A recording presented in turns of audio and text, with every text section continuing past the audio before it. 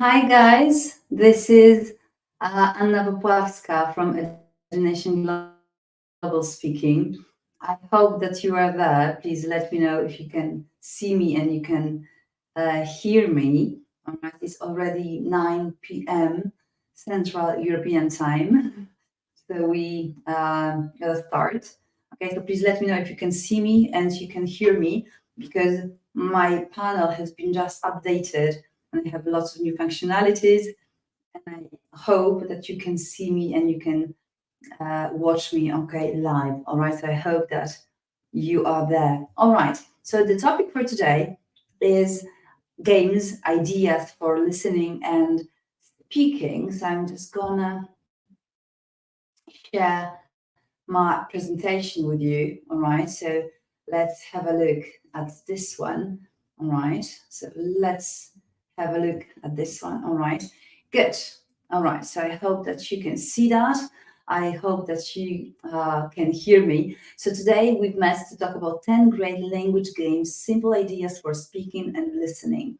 And in the beginning, I would like to tell you that all of the ideas that you are going to get to know today are for high and low levels of students of English, because I'm totally against preparing activities for students who are on a certain level. I mean, I love activities to be universal. I like preparing activities that you can do and you can use in different courses with different students for different reasons. So that's the reason I think that most of the games today will be quite universal and you will be able to use them with your students on all of the levels. Okay, I'm gonna just check if everyone can hear me and see me because I can see some people reporting some problems. Okay, so just please bear with me. I will just have a look. Yes, so that's live. All right. Okay, so I can see. Yes, Julia is already speaking. Good. All right, because I haven't seen any of the comments of you, but now I can see that you are there. All right, because I was quite surprised that I just don't see any comments coming because normally you are very eager to respond. Good. So I'm happy that you're there. So let's move on. So listening and speaking for me are very often used and are very often done at the same time. I mean that I do not divide activities which are uh, just for speaking or just for listening. I love practicing all of the activities and all of the skills at the same time, where my students have to think, that they have to really just to do really the task. Okay. Usually, lots of teachers very often don't care about having their own set of ready activities. Very often, they need to prepare each of the lesson from the scratch. So when they see a new topic, so for example, animals or food, they need to just keep looking for all of the ideas. They look for new ideas all the time. They just go on Facebook groups, they browse for new materials. And just because they don't have certain standard or pattern of lesson that they can follow, that they can just use or use the activities very, very easily. When I think about my classes, they more look like that. So I always know where I have. So I always have specified ideas. I have a lot of universal ideas that I can use with my students, and I don't need to just look for ideas. I don't need to kind of, go over this whole mess in my on my desk just to prepare for my classes. Everything is there, and it's very, very easy for me to prepare to anything I need with my students. Because the first thing, even if I want to practice solely speaking or listening, I always use the course book and I'm not afraid to do so. Remember that no matter what the topic is, no matter what the course book is about, you can always change the activities, but it's very good to follow a certain path, a certain curriculum, that you don't miss some of the things, that you don't avoid some of the things, because usually teachers have some ideas that they really like. Sometimes they have some topics that they like talking about, but also they have some grammar points or some structures that they are not really fond of, and they usually avoid it. So in order to be on the safe side and in order to just exactly know what I want to do, how how I want to do it. I always try to follow a course book with all of the course book ideas, but also with the curriculum. It helps me to be on the right track. So when I have my course book, of course, it's never enough. It's never enough of the amount of activities that you can use for speaking or for listening. I always need more. And I always want to think about something else. Okay, so I will show you during this webinar today how I combine everything, how I combine this listening and speaking, that it all works very, very well. So in the beginning, I will start with AI for personalized listening. And I use for that ChatGPT, and I use for that AI. And my question is to my audience, do you know which tool you can use to prepare a personalized listening? Do you know which course, not course book, but which app you can use to prepare a listening which will be really very close to authentic native speaker language? Because people who attend different teacher training with me may already know, but I'm really thinking whether you know or not, okay? So I'm just gonna minimize the window, and I would like to visit one of the websites. It's called 11 Labs, 11 Labs IO. I will paste the link in the chat box here. Okay, so here you have the link. All right, so here you have the link, so you can have a look. And why is this website special? Because it can read anything you need in English, and you can download an MP3 file for your students. So where to take the text from? Of course, you can either copy it from a newspaper, or you can have your own text prepared. I will show you the way how I do it, because sometimes I use ChatGPT, sometimes I use Copilot, and I will just share a different screen with you. So I'm gonna share where is it's here, the ChatGPT. So let's say that I want to have a listening about a girl who went, fishing with her father, and there will be certain vocabulary that I want ChatGPT to use. So I write my prompt. So I can write like, I want you to create a text and listening exercise for my B1 student of English. Okay, the topic of the text is a fishing trip. Okay, there is a young girl and her father. Okay, use the following words. So if I prepare a listening, okay, and if I want it to use certain vocabulary items, I can paste them here. So for example, there can be a boat, or for example, a maze, okay, and I want a word, for example, a carrot, okay, and a plate. So here you can just add any vocabulary that you encounter during the lesson. Sometimes when I create a listening exercise, I just go through the list of vocabulary that I gathered with my students, and I just paste it, and I create ChatGPT to create basically a text. Okay, so the prompt, of course, could have been better, but let's say for the sake of the webinar is enough. So you can see here the text. Okay, so I will just wait till it's finished. Okay, all right, I'm just looking at the chat. All right, you're listening, good. So fishing trip with dad. Okay, so here we have the text. Okay, and I will just go to 11 Labs because that was ChatGPT. Okay, and I will just share a different screen, which is 11 Labs, the one that I showed you beforehand. And here you paste the text. Okay, so I paste here the text, and I can now change the voice. I'm a huge fan of Nightly, this one. You can also choose your voices. You can change the name, recreate the name of the voices. This one is like speak slowly, but I choose nightly and I press generate speech. So what's going to happen now is the MP3 will be prepared. So I can just prepare any listen. Fishing trip with Dad. One sunny Saturday morning, Sophie and her father decided to go on a fishing trip. They packed their lunch, fishing rods and some snacks before heading out to the lake. When they arrived, they saw a small boat waiting for them. "Are you ready for a big adventure?" her father asked, smiling. Okay, I can see that some people just got the wrong link. Okay, I'm sorry about that. All right, so now I hope that who wanted to be here is here. All right, so sorry about some technical issues. All right, so as you can see, I created a text in ChatGPT, so it could have been modified. I could have used any vocabulary I needed, and here, yes, you can see it. Okay, I'm just checking whether you see what I want you to use.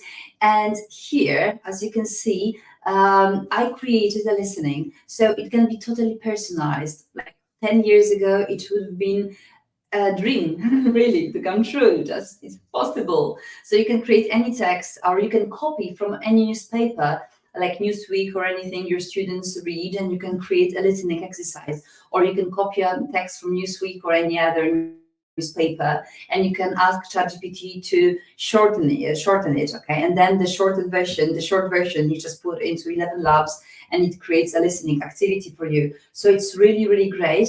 And the app is for free, up to, I believe, 30,000 signs. So it's maybe not a lot, but you can create for free few listenings per month. And for me, it's enough. So if you want to test it out, you can really have fun. I use the paid version because I use a lot of 11 Labs, and a lot of my students get ready listenings, ready recordings after the lesson. So sometimes when we have a lesson and when we have a topic that we discuss, I just take notes and I go to ChatGPT and I just write in ChatGPT, so here are the notes from the lesson. That's the story that my student told me about. Please use all of the words and try to recreate the story. And Chat recreates the story. I put it into 11 Labs, and my student gets an MP3 after the lesson with a story with all of the words that we use during the class. And my students really think it's like magic, and they really believe that I spent hours creating materials for the class. But as you could see just a second ago, it wasn't that time consuming. So it's really great.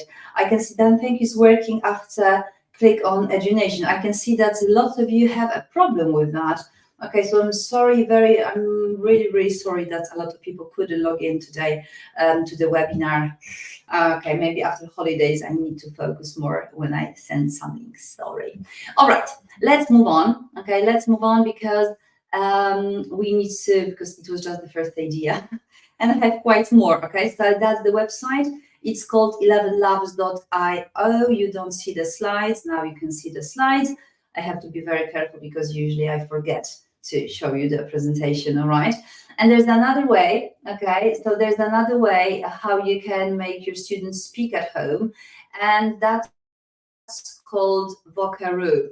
vocaroo.com. It's the oldest website that I've known, and I've been using it for years. Now I'm just paste the link in the chat box, all right?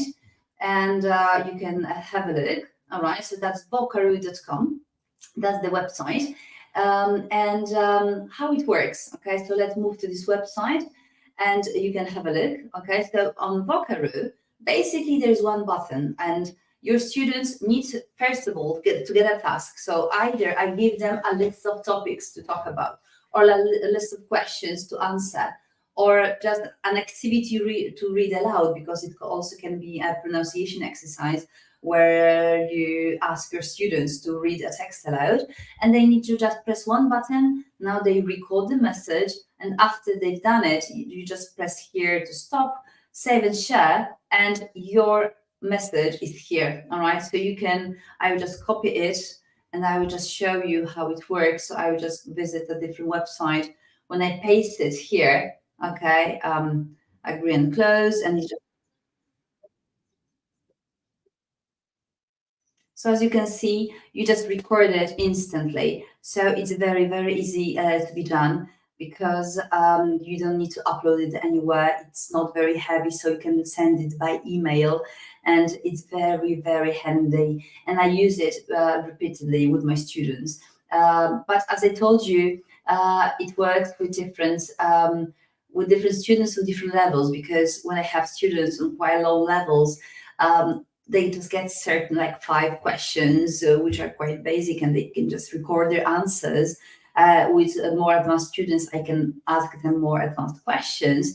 But remember that it seems quite easy to do this task, but my students tell me that it's very, very difficult to record yourself and to listen to yourself, because once they listen to themselves, they just can't handle their voice or their pronunciation. They want to repeat it, they want to do it all over again. So it's really, really nice to do it in this way. So I really recommend working with vocaroo, because students can really work very well with that. Another exercise that I like doing, especially when I want to introduce a short video for speaking and listening, is a movie without sound. So I choose, of course, it all depends on the topic of the lesson. I have a set of favorite movies, but I'm not sure whether you know this one. I will just play it if you let me. All right. Ah, you don't see that. Okay, so I haven't shared my screen with you. All right, so I will just put it like that. Okay, so I would like you to watch a short video. I will just share this card. So I want you to watch a short video now. I'm just looking at the second screen to see if you can see the second screen. Oh yeah, now you can see. So you are going to watch it without any sound. I would like you to watch it and try to guess what they're talking about, okay? Because there is totally no sound. So please have a look at that. All right. So normally with my students, I would ask them, what do you think the people are doing, where they are? Okay, so what's the problem? What do you think they need to do? Who is saying what, and so on. So they can try to dub the video, but I don't demand it. Usually we have lots of guesses. Of course, that was the FedEx advertisement. And I'm just looking at the chat whether anyone knows what they were talking about, but I don't see any answers. It's a really short one, so I'm going to play it with the sound, all right? So you may just watch it. So normally students, they have lots of guesses, they keep on guessing, and of course no one knows. And so then I just play the video and they can. Hi, Tom. I know it's your first day, but we could really use your help. You got it. Thanks. We're just in a bit of a jam. All this has to get out today. Yeah, I don't do shipping. Oh, no. It's very easy. We use FedEx.com. Anybody can do it. You don't understand. I have an MBA. Oh, you have an MBA. In that case, I'll have to show you how to do it. FedEx.com makes shipping so fast and easy. Yeah, so I do this film usually when I have the topic of education and all of the MBAs, BAs and stuff. So usually when I want to engage students, in the beginning, I use it without sounds. It always is motivating and they have lots of fun. And of course, when I want to make them speak, so sometimes when I have lots of flashcards, I can ask them to, I'll just make this website. Now we can see, not this one, and full screen, all right? So when I have a set of flashcards, I can give each student like 3 flashcards and they can, I ask them to describe one picture. So they have to describe a picture out of the set of 3 pictures. So there is always then a task that they can have when they have to look at the pictures, and they have to guess which picture is being described, all right? And then it's a very, very nice idea. I got it from Dr. Monika Cichmińska some years ago during one of the conferences, and she told me that very similar exercise can be done not just with flashcards that you need to prepare, but very often when you use this kind of handouts, like totally normal handouts that very often you give out to your students with some clothes or food and vegetables and or daily activities. And you might use it also in a different way. So instead of just using it for vocabulary practice or just, kind of joining and like signing the vocabulary, you can use it also for a speaking exercise. So you can ask your students to work in pairs. You can ask one student to just think about one object, and the second person may ask questions in order to guess what object the first person has in mind. So you don't need to prepare an extra handout for that. You may just use the handout that you already have just to create an extra activity. I really like it because I like doing very universal activities, as I told you in the beginning. So if I bring a handout to my class, I love to use it as much as it's possible. Okay, so if I put my effort to create something, I really want my students to use a lot of it. All right. Another activity is called dictus.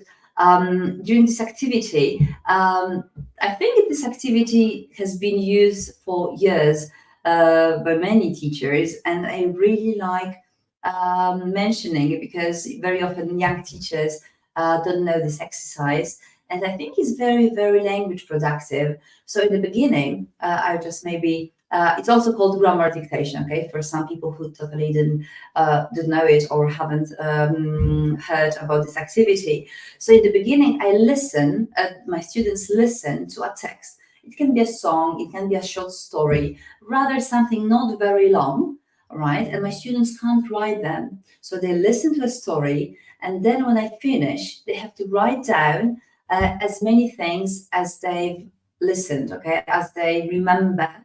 Then I repeat it, all right, and then they can speak. All right, they can just complete compared versions. They can help themselves. So there's lots of memory usage. There's lots of practice of listening and speaking also between the students. So in this exercise, you can do totally different texts, of course, depending on the level of the students. So it can be stories or songs, idioms, or press articles, or some film fragments, whatever really you want.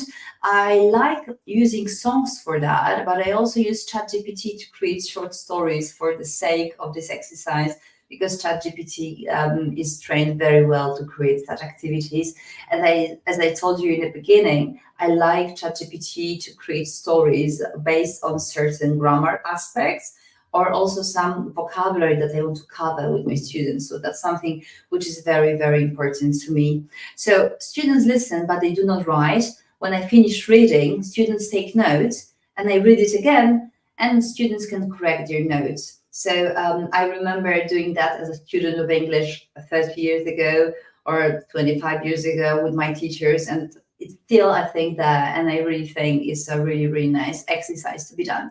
Another one is poll, which is called like find someone who, but I don't like giving my students a ready set of sentences that they need to find someone. So usually I just give them some small chunks that they need to use to write full sentences or full stories to find someone who, for example, has done something, or who has never done something, or who'd like to do something or cannot do something. So they have to, first of all, design their own papers. They have to design their own polls. As I don't like my students just to get ready, set of sentences, but they have to be more creative. And here, of course, they need to speak to a lot of people just to find out who has done or who hasn't done anything from the list.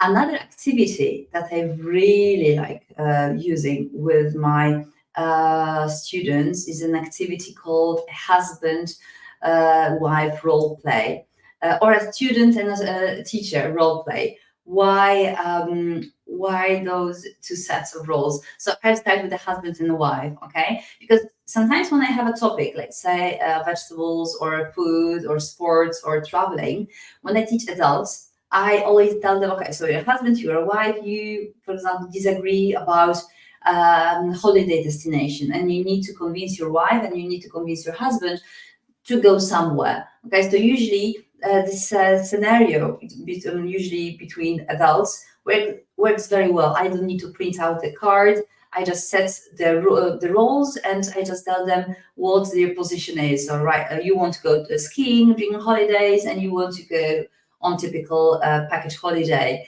and you need to kind of talk with one another and convince yourself.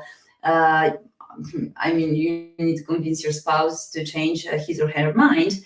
Whereas with teenagers, I usually set here the roles of a teacher and a student, where they need to cover certain topics, or they need to convince their teacher or a student for different topics. So it's very, very easy for me because students can very quickly find themselves in such roles. I don't need to create extra role cards. But if you want to create role cards, I think that role cards are really great for practicing speaking with your students, because with role cards, especially when they have specified what they need to say or what their role is, basically, it's easier for them to express what they really think about and any ideas, because it's always easier to talk as a stranger or to have a different identity than to be yourself and sometimes to say loud what you really think about certain things. So I use ChatGPT to create roles for my role cards, and I think we have time that I can show you how to do it, because today I'm speaking quite fast. In the beginning, I was quite afraid that nothing works because I got a new update of the panel. I couldn't log in, and so I think I had adrenaline rush in the beginning of the webinar. So sorry if I was speaking quite fast. All right, you can see. No, you can't see, huh? Yes, you can't see the ChatGPT because I haven't pressed the right button. Okay, so let's have a look, and ChatGPT is here. Good. Already you can see ChatGPT. All right. So I want to create a role play for my students. So I write to ChatGPT. I need a role play set. For example, 10 cards for my students. Maybe not 10 cards, 10 sets. Okay. I need a role play, 10 sets. 10 sets, okay. Cards for my students. Okay, the topic of the conversation is holidays. Okay, I want them to discuss certain topics and argue a little bit. Please prepare tasks for their roles. All right. I should have also specified the level. All right. So here we have different scenarios. All right. As you can see, like role A, you want to go on holiday to a beach destination like Hawaii. You love relaxing, swimming, sunbathing. B, you want to go on holiday to a city like New York. You prefer sightseeing, shopping, and museums. Set 2, budget versus luxury. You want to stay in a luxury 5-star hotel with all-inclusive services. B, you want to stay in a budget-friendly hostel or Airbnb to save money for activities and experiences. I will make it bigger. Set 3, adventure or relaxation. You love adventurous holiday like hiking, skiing, mountain climbing. You want to spend your holiday being active. Role B, you prefer relaxing holidays like river and so on. So as you can see, it was very, very easy to create it. So my prompt was very, very concise. If you want to specify the level, if you want to specify exactly what has to be done, if you want to specify some vocabulary, you can also use it. And as you can see, the exercises here are really, really great. Although the task was quite general, but chat nowadays can really work very, very well. And chat can really accommodate itself to you, because it's really learning what you want and how you want to have it done. Okay, I can see that quite a lot of people are watching me right now, but no one is saying anything. So you can comment, please, and let me know if you've done it before, or you have used, or you are planning to use it in the future. All right, because that's quite interesting for me as a trainer, just to know something about it. I didn't want to press that one. Sorry, I just want to share screen, and I want to share a different window. Okay, I wanted to share my presentation. Good. All right. So number 9 is use them all. So when I create a speaking exercise, I like my students to get a measured amount of vocabulary items they need to use. In other words,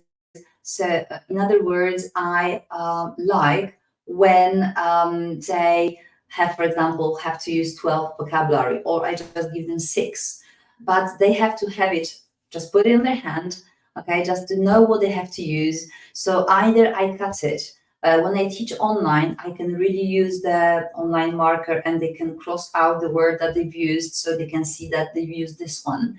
The same happens for teaching whole chunks of language, or some phrases, or when I teach, for example, language for presentations. So my students have to use whole phrases, and very often you can just print it and just I use strips of paper, but it's different when you just write the words, and you can say use the words right when you be speaking, but it functions differently when you give out the words, and they can really carry in their hands 6 words, and they can use it in their speaking. So I really like doing it. So you can play with this activity, and you can play with these ideas, because either you can use them all. You can, for example, ask them to create as many words as they can when they think about the topic of vegetables or animals or whatever, and then they need to distribute the cards in the class, and they may use all of the words during their conversation. So you can divide this activity in a different way, so there's no one way of using it. But to sum up this idea, I like my students to have a specific amount of words that they need to use, and I want them to basically almost physically carry the word, touch the word, and to think how to use it. And once they've used it, they can just put it aside or cross out if it's online lesson. Another great idea for practicing speaking is fight against time. So here, I ask my students to, for example, answer a certain set of questions in 5 minutes or in 10 minutes, or just to give them 1 minute to just express their opinion on something. So you can just decide what kind of fight against time you want, because of course the lower the level, I would say the less dramatic, dramatic fight that you suggest. But I think that the higher the level, the more dramatic fight, I would say, you can just create for your students. Fighting with time is always very motivating, and I like using it. Although I do it very often in different ways, because I'm also not afraid to ask my students to repeat what they've already said, and just give me, for example, more details. So during this activity, when they, for example, tell me a story of their holidays, so they tell me a story, for example, of their holiday journey or their last trip to Australia or whatever, and they tell me the story, and it took them, for example, 2 minutes. I tell them, all right, so I would like to listen to the story once again, but this time I would like you to speak for 3 minutes. Okay, and I would like you to use more details. I would like you to give me more details. And I really use my stopwatch and really test it. And it's very nice because I do it the first time I do it, I don't tell them that I measured the time. So they speak very naturally. So for example, they tell me the story for 2 minutes. And I tell them, okay, it was 2 minutes. Now I would like you to make it longer. Okay, so try to say it doesn't have to be the same. So add some details, add some different stories or some extra activities that you've done, because I want you now to be speaking for 3 minutes. And they really do it. Sometimes they just look at this watch like, and then I went somewhere and we did certain different things, but they really prolong their speaking, which is very, very important here. So this maybe not fight against time, because here is not just kind of the time cap itself, but this time sets the amount of speaking. So I hope that you understand how it works, because it really works very, very well for me. And the reverse version is like repeat, but be more concise. So sometimes I ask them to tell me the same story, but in a more concise version, to give me less detail, just to say again, but to be more brief. So it also works very, very well with my students. So as you can see here, I'm not afraid to ask my students to repeat the story. And I ask them to repeat the same story sometimes during the same lesson or during the next lesson, or even after 2 or 3 lessons. I just tell them, remember that lesson when we talked about the holiday adventures?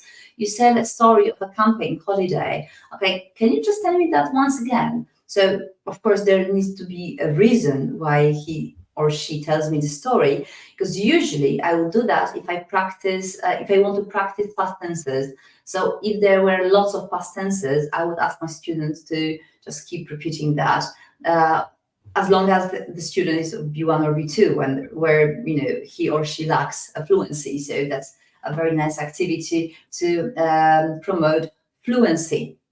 And another idea is to set a specific amount of time for each single question. So sometimes I create a presentation like this one for my students, and I tell them, all right, so now I'm going to show you 10 questions, and for each question you need to answer, and you need to keep answering for 10 minutes, for 1 minute, all right? So you need to keep answering, all right? And you need to tell me, okay, exactly, what happened, or what you've done. And remember that, for example, in Canva, I can set an automatic alarm clock, a stopwatch. So when I have this kind of exercise, I can just play it, okay, and my student can keep answering, all right, and I can display a question, and during 1 minute it has to be answered. And of course, when the situation is like that the student can see the time passing, and he or she keeps talking and is not sure what to say, but is adding more and more details. And to be honest, I do this kind of exercise with students who really are afraid to speak, and usually they answer in 2 or 3 words, which is obviously not enough. But when they see that they need to speak for 30 minutes on a given topic, sometimes they just keep repeating themselves, or they just don't know what to say, and they just keep on speaking. But when you do this kind of exercise, I think it's very good to give your students beforehand a list of questions that they can prepare. All right, I will just close it because I just can't concentrate, to be honest, because I want to beat the time. All right, so I will just I will just cover it.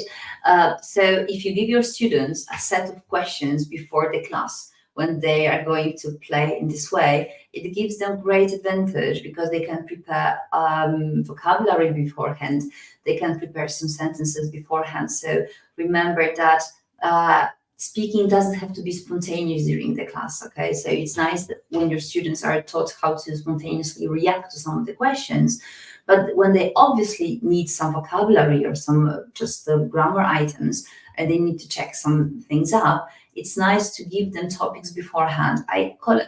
It's called flipped classroom. So very often I practice speaking in a flipped version. So my students very often get topics of the conversation before the class, which is the following day or the following week, and they can prepare the answers. So sometimes, of course, some of them prepare answers, some of them don't bother to do anything. But the ones who really need more support and who don't feel as good as the rest of the class, they find it very useful, especially when you teach mixed ability classes. You may give I wouldn't say that you are the weaker student, so I'm gonna give you some questions before the class, because no one would like to be called the weaker student. But I usually give everyone a set of questions, and usually the weaker students are really happy to prepare, because then they can just take more part in the conversation. Usually the good students don't bother to prepare anything, but then it's not meant for them to practice and prepare more beforehand, if you know what I mean. So it's good to, I think, to give students a chance to prepare beforehand to the class. Another activity, as you can see, I deleted numbers of activities because I promised you 10, but it's a little bit more than 10. Another idea is called Don't Let Them Stop. So in this activity, I asked my students to just keep talking. They talk in pairs, and the role of the partner is not to let the partner stop speaking. So either, they can be talking about breakfast or whatever, the partner is not allowed to finish speaking. So he or she has to be all the time asked about something like, okay, so why did you do that? Okay, so what happened later? Okay, who was there with you? Okay, so why did you go there? Okay, so what happened? What had happened beforehand? And a lot of questions that you need to keep the story going. So it's very nice. Then of course you change the roles, and you can ask your students to repeat this activity with the partner, just to change the roles, that the student doesn't let the partner stop speaking. All right. Good. So I managed in the time frame 14 ideas for and games for speaking and listening. I hope that everyone is just a little bit inspired, or at least a little bit inspired. Sorry about all of the technical problems to get to the webinar. And as you know, during each webinar, we have some special promotions for you, and such promotion will be working today also with my courses. And today, because it's not publicly, let's say, announced offer, but for people who just during beginning of the school year just decided to come to my teacher training, today there is 15% of discount on my course lesson with AI. So I think this course, it's really, really great. It's already available. Everything is totally you can see. You can see. You could see. Yeah, you can see. So everything is totally prepared for you to watch. There are 7 modules, lots of ideas for creating classes with AI, lots of prompts. There is a whole handbook, more than 40 pages of ready prompts. And this course normally costs 399 zlotys or 99 euros. But today, with the how it's called, discount code called Global, you can buy it for 50% off. Okay, so that's the website where you can buy it. Okay, so that's the website. And if you use the code Global, you will get 50% off. All right, so if you still haven't seen any of my courses, this course is really, really good, because I love using AI when I prepare my classes. So if you'd like to take part in this course, I would be more than happy. You can use the code Global to register for this course. This code is available just today. So tomorrow it won't be working. So, and just here, it won't be published anywhere in social media. So if you'd like to learn more with me, you are invited. All right, guys. I can't believe that I'm totally punctual today. I never, ever in my career was punctual with a webinar, which is meant for 45 minutes. And today I managed 45 minutes. All of the ideas I wanted to put across has been done. So thank you very much for joining me today. I hope that we are going to see you soon. All right. And thank you very much, and bye-bye.